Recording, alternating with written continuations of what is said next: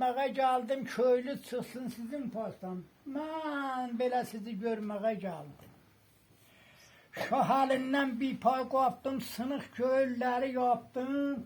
Gəldim bu otaqda mən sizləri tapdım. Dost, bala, mən sizi görməyə gəldim, bir salam verməyə gəldim.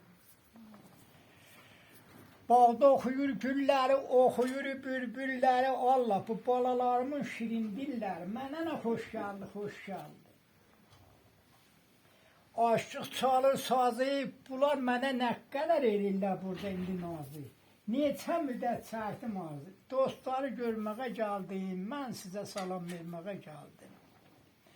Bir daş attım, gölə düşdü, 3 dənə göyərçin uçdu. Vallahi nə qafıldan gözüm düşdü, bülbül kimi xarə nərgi. Kəhli kimin oxuyur, əldə corab toxuyur, heç anasından qorxmur. Bülbül gülə zaya bəkir, bülbül gülə zara gəldi. Gecə gündüz mən eylərəm ibadət, qohum qardaş eylər mənə şəhadət, göyün mələkləri onun şəhadət. Yarı da aldılar zülmünə məndən. Sağlığınıza, salamlar.